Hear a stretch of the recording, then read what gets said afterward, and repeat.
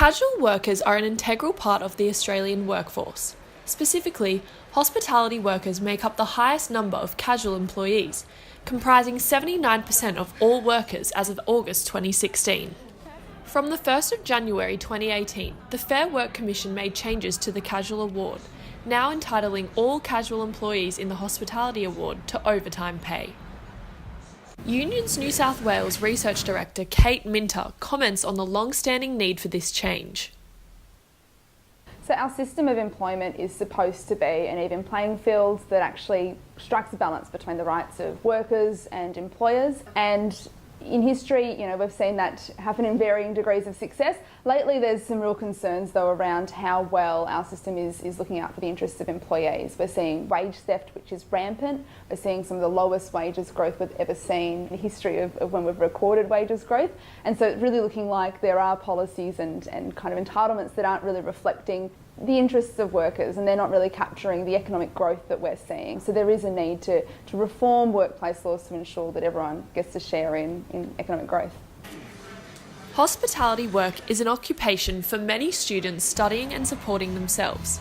Caitlin Pettigrew is a casual employee at Webster's Bar in Newtown, balancing university and working 5 days a week at the bar due to the flexible night hours. I'm 20 years old. I've lived out of home since I finished school, so that's 2 years now, and started working in June 2017, so that's been about coming up to a year. The changes introduced to casual awards by the Fair Work Commission have taken a toll on both the employer and employed. So since January there has been an increase in staff. We went from about 30 staff members to a total of 40, that's including managers, barbacks, bartenders, and basically what that means is there's more shifts to give out but less hours per shift per person.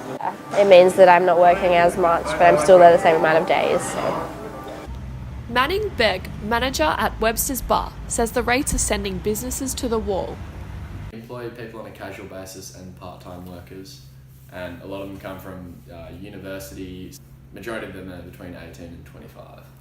The new Fair Work policies basically just made it more expensive to hire casual workers. If they work over 35 hours a week, I believe we have to pay them overtime, where we've never had to do that in the past. So the main effect has basically been that we've had to hire more people, and existing people who've already worked here for a number of years are getting less hours because it's too expensive. Australia's workforce is constantly shifting, and Catherine Summers, Youth and Campaign Assistant at Unions New South Wales, explains why valuing casual workers is important. So in terms of the way that shift and casual work, has changed and how it affects young people, is really that it removes the options and the flexibility that they have. So a lot of the reasons why university students and a lot of youth do choose to go into hospitality is that the hours reflects their ability with class and all that type of thing as well. And I guess the way that works in how we reflect the campaigns is making sure that the work that they're doing, even though it might not be as skilled as other work, is still making sure that it's valued in the way that they're paid. A system seemingly created to benefit casual workers has in fact resulted in their negative disadvantage. The outcome for Caitlin and many others across Australia is a search for new employment. Hilda data for 2015 shows casual workers were almost twice as likely as permanent workers to have looked for another job in the previous 4 weeks.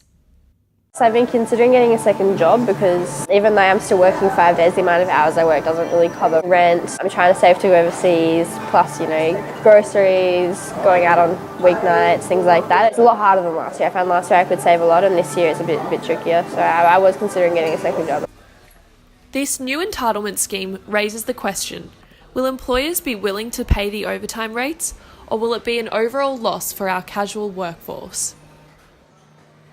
Casual workers and a lot of workers in retail and hospitality are still getting the short end of the stick in a lot of other ways in how they work. What we've seen in hospitality lately is huge levels of underpayment and wage theft. So it's a big step towards acknowledging that casual workers have the same rights and entitlements as full-time workers, but there's a lot of extra work to be done, particularly in hospitality and retail, where we're still seeing huge underpayments of a lot of workers. So there is a lot of work to be done to kind of tighten up the regulation of work to ensure workers are being paid properly.